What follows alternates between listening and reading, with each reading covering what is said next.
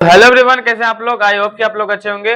देखिए, जो हम लोग का जो पिछला क्लास हुआ था, उदाहरण जितना भी उदाहरण था 1.2 के पहले और 1.1 में जितने भी उदाहरण था तो सारे को देख लेते, वो जितने भी थे उदाहरण उसको देखे। तो आज का जो हम लोग का क्लास रहने वाला है 1.2 के ऊपर, जो कि 1.2 का प्रश्न वाले 1.2 में जितने भी सवाल है उसका सारा सोल्यूशन कराएंगे। तो वीडियो में लास्ट तक बने रहिएगा और वीडियो पसंद आएगा तो वीडियो को लाइक कर लीजिएगा और चैनल पर नहीं हो तो चैनल को सब्सक्राइब कर लीजिएगा ताकि आपको नेक्स्ट वीडियो मिलते रहे सबसे पहले। तो आइए देख लेते हैं 1.2 में सवाल नंबर 1 दे रखा है, निम्नलिखित संख्याओं को अभाज्य गुणन खंडों के गुणनफल के रूप में लिखिए। देखिए, इसका अभाज्य गुणनखंड करना है।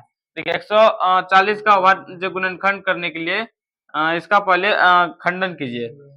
देखिए, 140 का खंडन होगा, 2 से भाग लगाइएगा तो 70, 70 को खंडित कीजिएगा तो हो जाएगा आपका 35, 35 को लिखिएगा 7 गुने 5 के रूप में, यानी कि 7 5 35, 35 गुना हो जाएगा आपका 35 गुना हो जाएगा 70 और 70 गुना 140 हो जाएगा। यही बोल रहा था अभाज्य गुणनखंड के विधि में गुणनफल के रूप में लिखने के लिए। देखिए, 140 का जो गुणनफल जो होगा 2 गुने 2 गुने 7 गुने 5 के रूप में होगा। तो पहला का हो गया और दूसरा नंबर 156 है। 156 को भी सेम प्रोसेस कीजिए।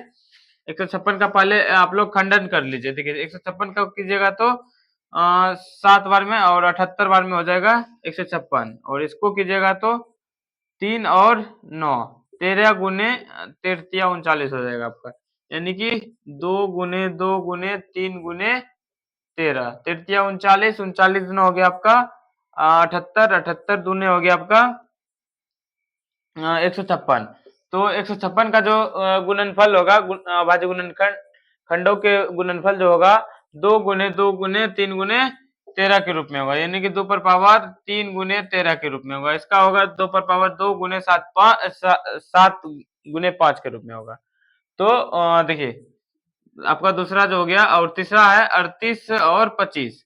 38 और 25, देखिए 38 और 25 को लिखिएगा, 38 और 25 को लिखिएगा गुणनफल के रूप में। तो कैसे लिखिएगा, देखिए इसका भी खंडन कीजिए।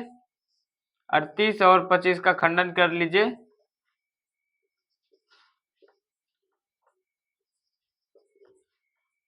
देखिए, 38 और 25 का खंडन कीजिएगा तो आप इसमें देखिए, ये तो आपका लास्ट वाले सम संख्या है तो विषम से ही भाग देते हैं। देखिए, 3 से देते हैं, 3 3 एकम 3 और हो जाएगा आपका 3 एकम 3 3 दूना 6 और बच जाएगा आपका 2, बचेगा आपका 2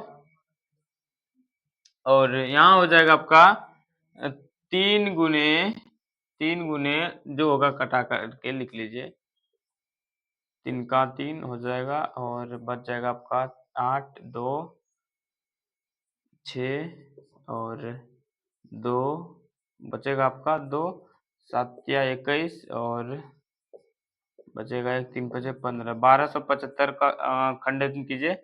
1275, देखिए 3825 का हम लोग का खंडन जो है 1275, इसको 3 से डिवाइड कीजिए। देखिए 3 से लग जाता है तो 4 तिया 12, 4 तिया 12 हो जाएगा और 3 दूना 6 और 3 पचे 15, 425 और इसको 5 से कीजिए।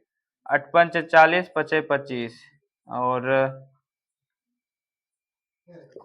5 एकम 5 बच गया आपका 3 7 पचे 35 17 गुने 3 गुने 3 3 गुने 3 गुने 5 गुने 5 गुने 17 के रूप में होगा। इसका जो 3825 का जो 3825 का गुणनफल होगा 3 गुने 3 गुना 5 गुने 17 के रूप में होगा। और नेक्स्ट जो आपका टास्क है 5005 और 7429 को आप लोग खुद से लिखिएगा।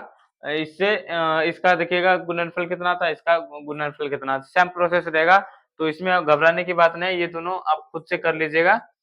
हम इसको और इसको देख लिया, तीनों को देख लिया। आइए हम सवाल नंबर दूसरा को देखते हैं। सवाल नंबर दूसरा में देखिए लिखा है, देखिए दूसरा जो सवाल हम लोग का है बोल रहा है पूर्णांक निम्नलिखित युग्म का एचसीएफ और एलसीएम ज्ञात कीजिए। इसके बाद इसकी जांच कीजिए। दो संख्याओं का गुणनफल, दो संख्याओं का गुणनफल और एचसीएफ और एलसीएम के बराबर होता है। देखिए, दो संख्या, पहली संख्या को ए माने थे, दूसरी संख्या को बी माने थे, यानी कि ए गुने बी बराबर होता है एचसीएफ गुने एलसीएम के।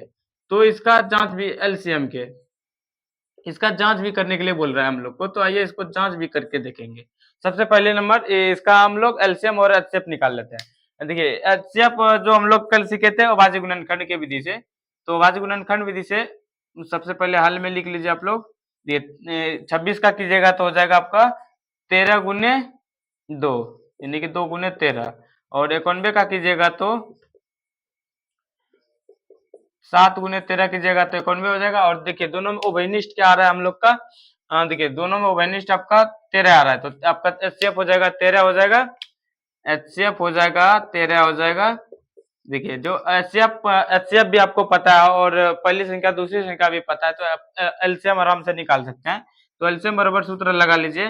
पहली संख्या 26 गुने 91 बटे 13, तो 13 दूना 26, और यहाँ से हो जाएगा आपका एलसीएम निकल जाएगा 2 एकम 2 और 9 दूनी 18, 182 निकल जाएगा। और आइए सत्यता की जांच कर लेते हैं। जांच यहाँ लिख लीजिएगा। जांच में पहली संख्या आपका 26 है, दूसरी संख्या 91 है, और बराबर एचसीएफ गुने एलसीएम। एचसीएफ जो आपका है एचसीएफ 13 निकला है, और एलसीएम इसका गुना कर लीजिए, 91 गुने 26 कर लीजिए तो 6 54, और यहाँ से हो जाएगा 54 आपका 2 गुने 9 दूनी 18, 6 और 6 13 3 बाकी 1 और 1 1 2 23 66, और इसको भी गुना कीजिएगा तो 23 66 ही आएगा आपका। तो यही आपका जांच भी यही था, तो लिख लीजिएगा जांच में। देखिए पहले हम लोग एचसीएफ निकाल लिया, उसके बाद एलसीएम निकाल लिया, अब दोनों का जांच कर लिया। तो आइए सवाल नंबर दूसरा को देखते हैं। दूसरा में है 510 और 92 का, 510 और 92 को।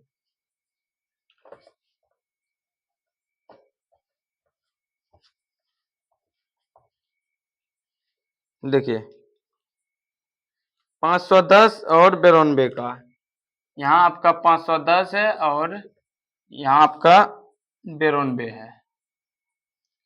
इसको भी पहले एचसीएफ और एलसीएम निकाल लेते हैं। देखिए 510 का पहले खंडन कर लीजिए,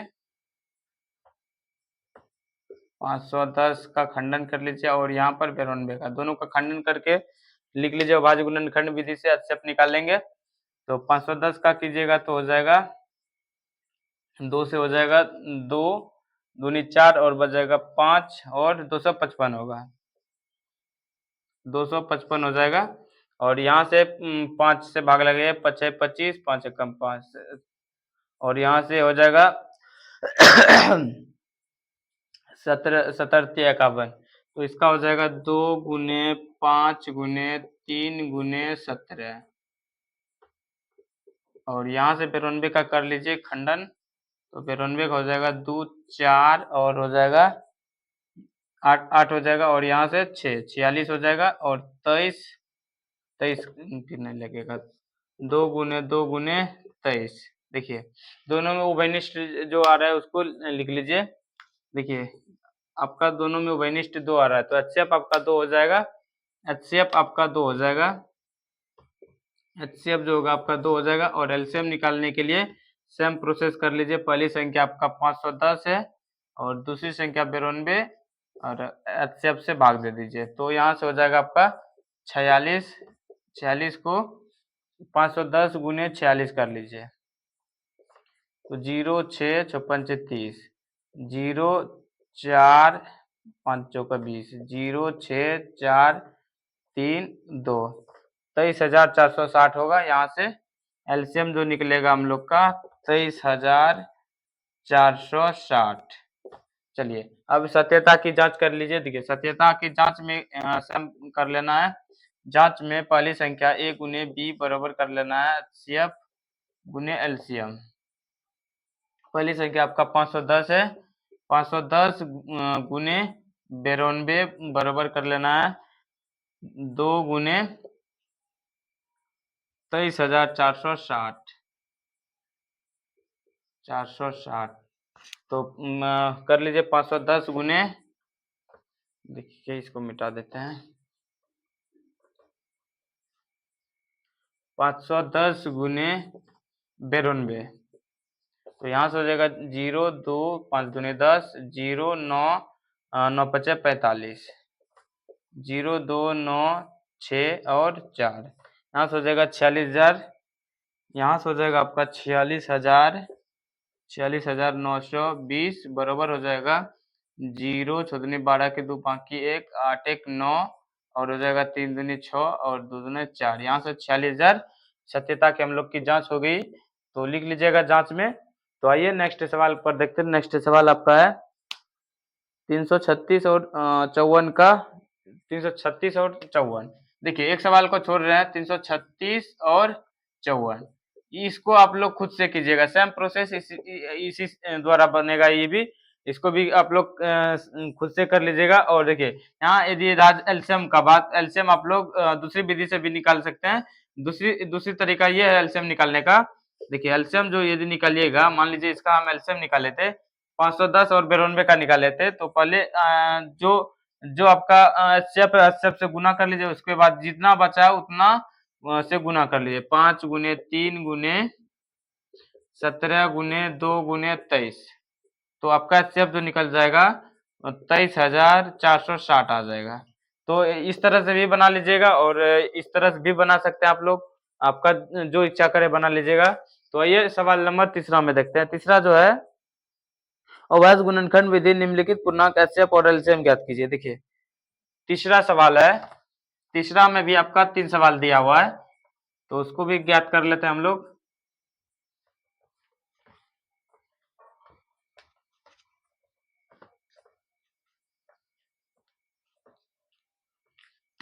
सवाल नंबर तीसरा में आपका 12 और 15 और 21 का एचसीएफ निकालिए। देखिए एक नंबर है 12 15 और 21 का एचसीएफ और एलसीएम ज्ञात करने के लिए बोल, एचसीएफ और एलसीएम ये दोनों ज्ञात करने के लिए बोल रहा है। तो आइए इसको भी करेंगे अवैध गुणनखंड विधि से।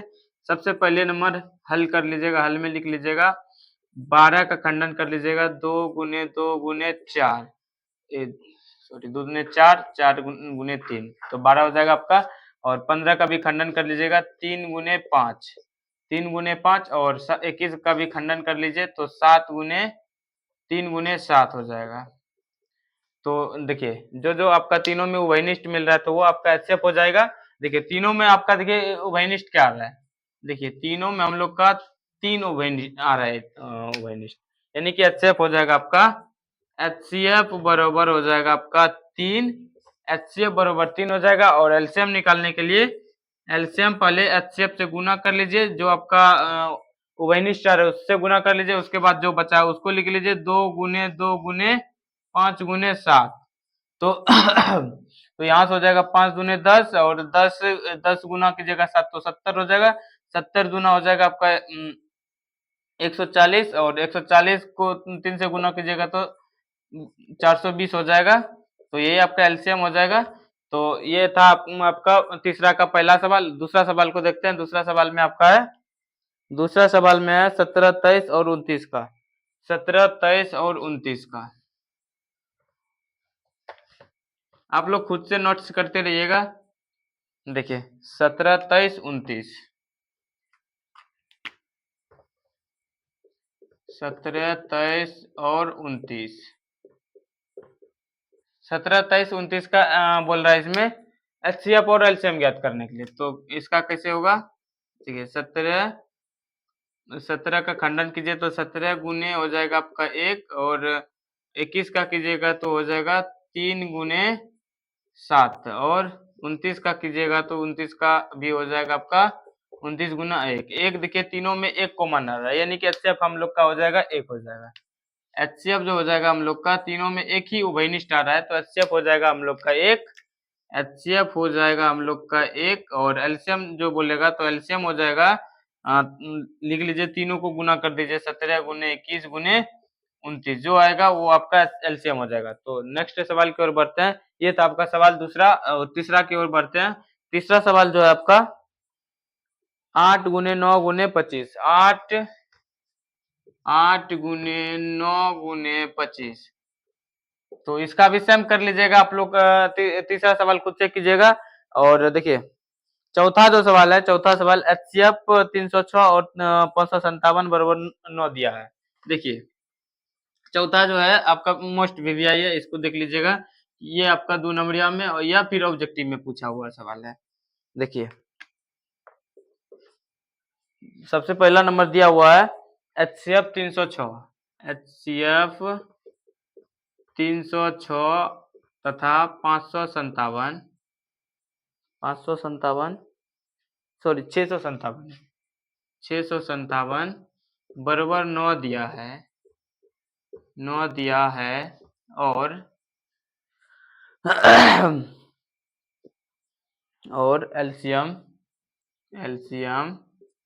306 और 557 का ज्ञात करने बोल रहे हैं, ज्ञात करें। तो देखिए इसमें आप लोग देखिए एक आपको फॉर्मूला कल बताए थे, HCF गुने एलसीएम बराबर पहली संख्या गुने दूसरी संख्या बताए थे, तो ये फॉर्मूला का यूज करेंगे। देखिए ये फॉर्मूला आपको बताए थे, पहली संख्या को ए बोलेंगे, दूसरी संख्या को बी बोलेंगे, इसके बराबर फॉर्मूला होता है HCF गुने एलसीएम होता है, एलसीएम होता है। इसी फॉर्मूला का यूज करके हम लोग बनाएंगे, इसको याद कर लीजिएगा, ये आपका मोस्ट वीवीआई है। देखिए HCF आपका 9 दे रखा है, दिया है जो पहले लिख लीजिए, दिया है आपका HCF,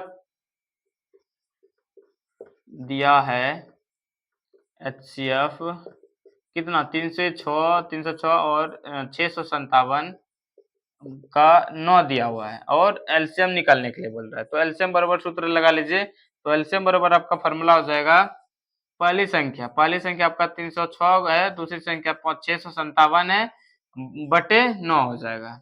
देखिए बटे 9 हो जाएगा, तो यहाँ से कर लीजिए बटे आपका HCF जो है HCF से भाग देते हैं हम लोग, तो इसको भाग दे करके देख लीजिए, यहाँ से कटेगा आपका 9 तिया 27, 306 में भाग लगाइए, 306 में 9 से भाग लगाइए, 9 तिया 27, यहाँ से हो जाएगा आपका 3 और 9 चौका 36 है, यानी कि 34 बार में खत्म हो जाएगा। तो यहाँ से कर लीजिए 657 गुने 34, 7 चौक 28 के 8 बाकी 2 और 5 चौक 20 2 22 का 2 बाकी 2 और हो जाएगा 8 चौक 24 2 26, 7 21 के 1 बाकी 2, 5 15 2 17 बाकी 1 और 18 1 19, 3 और 13 3 बाकी 1, 11 12 2 बाकी 1 और 1 1 2, यानी कि 22,000। यहाँ से आ जाएगा एलसीएम आपका 22,338, यही हो जाएगा आपका एलसीएम। तो ये था आपका चौथा सवाल। अब देखते हैं पांचवा सवाल। पांचवा सवाल में है जांच कीजिए कि कोई प्राकृतिक संख्या 6 पर पावर n अंक 0 पर समाप्त हो सकती है। देखिए इसमें बोल रहा है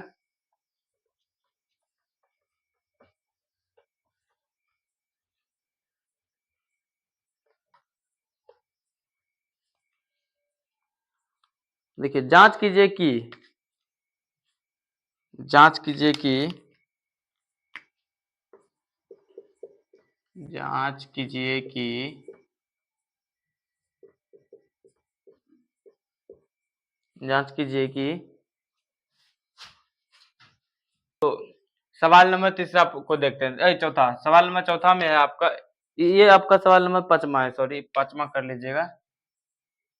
देखिए जांच कीजिए कि क्या कोई प्राकृतिक संख्या n 6 पर पावर n 6 पर पावर n के लिए, लगता है सवाल में कुछ मिसिंग हुआ है तो इसको फिल कर लेते हैं सॉरी, n के लिए 6 पर पावर n, सॉरी यहाँ पर था 6 पर पावर n अंक 0 पर समाप्त हो सकती है। अब सवाल ठीक लिखा है, देख लीजिए।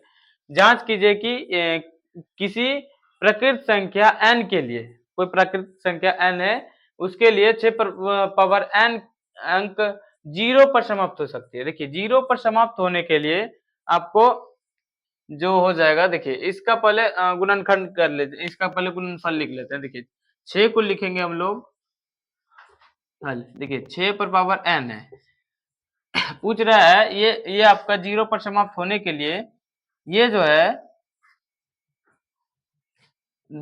0 पर कोई भी संख्या समाप्त होने के लिए 2 गुने 5 के रूप में होना चाहिए।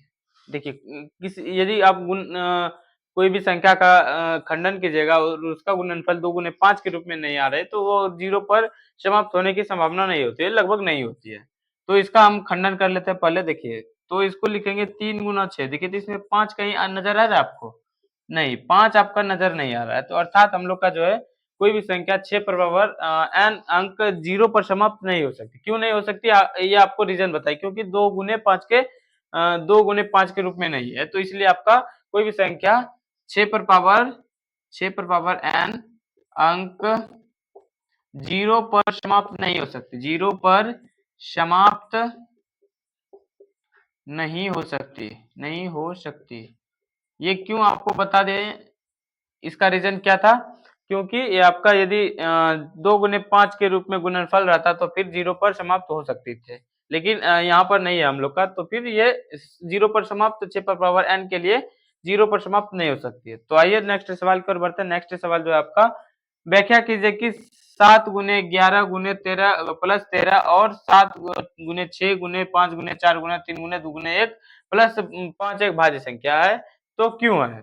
देखिए ये आपका दे रखा है, ये भाज्य संख्या है तो क्यों है? तो आइए इसको हम देख लेते हैं, भाज्य संख्या है तो आखिर क्यों है। मान लेते हैं इसको, देखिए हल इसको मान लेते हैं, एक संख्या मान लेते हैं, यहाँ से ले सॉरी इसको मान लेते हैं एक संख्या। ए बराबर आपका है 7 गुने 11 गुने 13 प्लस 13। यदि आपका ये भाज्य संख्या है तो क्यों है? ये भी आपका है 7 गुने, इसको भी बोल देते हैं, 7 गुने 6 गुने 5 गुने 4 गुने 3 गुने 2 गुने 1 प्लस 5। आखिर ये भाज्य संख्या है तो क्यों है? देखिए तो सबसे पहले इसको हम सिंप्लीफाई करते हैं। तो देखिए दोनों में आप लोग का हम लोग का 13 आ रहा है, 13 आ रहा है कॉमन, तो 13 कर लेते हैं। तो यहाँ से आपका हो जाएगा 7 गुने 11 गुने 11 और 13 तो आपका कॉमन आ गया, तो फिर बचेगा यहाँ पर 1 बच जाएगा। तो देखिए इसको सिंप्लीफाई कीजिएगा तो 77 प्लस 1 हो जाएगा, तो यहाँ से हो जाएगा 13 गुने 78। देखिए भाज्य संख्या क्या बोलता है? वैसी संख्या जिसमें एक तथा स्वयं के अलावा किसी अन्य संख्या से वो भाग लग जाए, या फिर जिसका गुणनफल 2 से अधिक हो। देखिए यहाँ पर आप लोग देख रहे हैं तो इसका गुणनफल 2 से अधिक आ रहा है। ये 13 गुने 78, और इसको चाहिए तो आप 1 से भी गुना कर सकते हैं। अभाज्य संख्या में क्या होता है? जो संख्या एक तथा स्वयं के अलावा किसी अन्य संख्या से भाग नहीं लगता। जैसे 2 को देख लीजिए, 2 में 1 से भाग लगेगा और 1 से लगेगा, इसके अलावा कोई और संख्या से भाग नहीं लगा। सेम 3 भी देख लीजिए, 3 में भी वही है, 3 और 1 के अलावा किसी में भाग नहीं लगेगा, तो इसी संख्या अभाज्य संख्या हो जाएगी। तो अभाज्य संख्या। और भाज्य संख्या में क्या होता है? देखिए भाज्य संख्या में हो जाएगा, इसमें 1 से हम लोग का एक से भी भाग लग जाता है, 2 से भी लग जाता है और 4 से भी लग जाता है, तो इसका गुणनफल 3 आ रहा है, तो ये हम लोग का भाज्य संख्या हो जाएगी। भाज्य और अभाज्य संख्या आप लोग पढ़े होंगे अच्छे से, और यदि नहीं भी पढ़े तो आप लोग देख लीजिएगा, पिछला वीडियो में अच्छे से बताएं, तो आप लोग कारण के साथ लिख लीजिएगा। देखिए इसमें भी सम है, देखिए दोनों में 5 आ रहा है कॉमन, तो 5 कॉमन कर लेते हैं, तो यहाँ पर बच जाएगा 7 गुने 6 गुने 4 गुने 3 गुने 2 गुने 1 प्लस 1। यही आपका गुना करके जितना होगा लिख लीजिएगा, 5 गुने उतना के रूप में लिख लीजिएगा। इसलिए हम लोग का जो है ये भाज्य संख्या है, क्योंकि इसका गुणनफल 2 से अधिक है, इसलिए हम लोग का ये भाज्य संख्या है। तो ये था हम लोग का। देखिए नेक्स्ट जो है अगला जो है 7 नंबर।